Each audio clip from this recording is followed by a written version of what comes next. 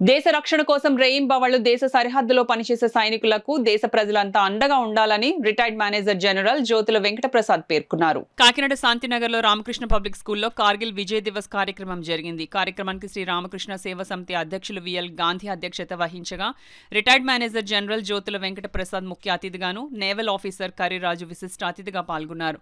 ఈ సందర్భంగా retired major Jyothula Venkata Prasad మాట్లాడుతూ దేశ రక్షణ కోసం త్రివిధ దళాలు ఎప్పుడూ సన్నద్ధంగా ఉంటాయని, ఎలాంటి పరిస్థితులు ఎదుర్కొనేందుకు సైనికుడు ముందు నిలబడతాడని అన్నారు. మన దేశం శత్రు దేశాలతో యుద్ధంలో సాధించిన విజయాన్ని గుర్తు చేసుకునేందుకు ప్రతి ఏటా విజయ్ దివస్ జరుపుకుంటున్నామన్నారు. ఈ కార్యక్రమంలో శ్రీ రామకృష్ణ సేవా సమితి ఉపాధ్యక్షులు వక్కలంక రామకృష్ణ, స్కూల్ ప్రిన్సిపల్ మహేష్, ఉపాధ్యాయులు, విద్యార్థులు పాల్గొన్నారు.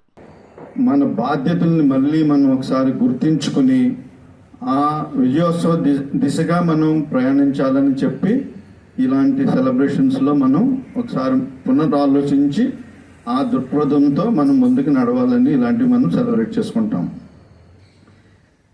మనము విక్టరీ అంటే విజయోత్సవమే కాకుండా మన స్కూల్ పిల్లలం కాబట్టి మనం ఫెయిల్ అయినా సరే దాన్ని కూడా గుర్తించుకుని దానితో మనం లెసన్స్ తీసుకుని ముందుకెళ్ళాలి. ఎందుకంటే ప్రతిసారి ప్రతి అడుగు నువ్వు పడిపోకుండా వేయలేవు. ఒలింపిక్స్లో 100 మీటర్స్ గోల్డ్ మెడల్ నువ్వు సంపాదించాలి అంటే ఎన్నోసార్లు పరిగెత్తి పడిపోయి లేచి మళ్ళీ పరిగెత్తి ప్రాక్టీస్ చేసిన తర్వాత నువ్వు ఆ గోల్డ్ మెడల్ సాధించగలుగుతావు. అలాగా ఎవరైనా సరే ఏ మెట్టు ఎక్కాలన్నా ఒకసారి జారి పడతారు, కానీ దానితో నిరుత్సాహపడకుండా ముందుకు వెళ్ళాలి. సో మనం విజయం సెలబ్రేట్ చేసుకోవాలి, వైఫల్యాన్ని మనం బాగా స్టడీ చేసి ఎందుకు మనం ఫెయిల్ అయ్యామో చూసుకుని కూడా ముందుకు వెళ్ళాలి. రెండు మనం సరి సమానంగా చూసుకుంటూ ముందుకు పోవాలి. చాలా తొందరగా స్పీడ్గా వెళ్తుంది, మంచి తొందరగా వెళ్ళదు.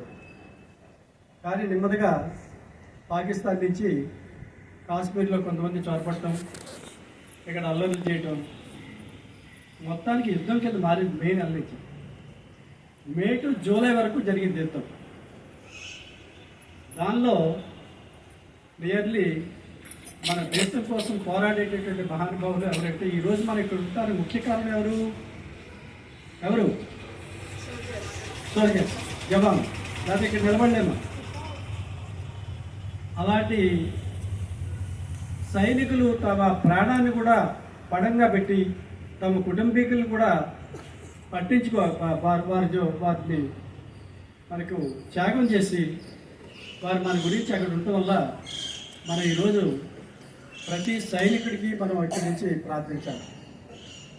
ఈరోజు మనం పాకిస్తాన్ ఓడిపోవడం జరిగింది. దాంట్లో జూలై 26వ తారీఖున దాన్ని ఏం చేశారంటే కార్గిల్ దివాస్ అని పెట్టారు.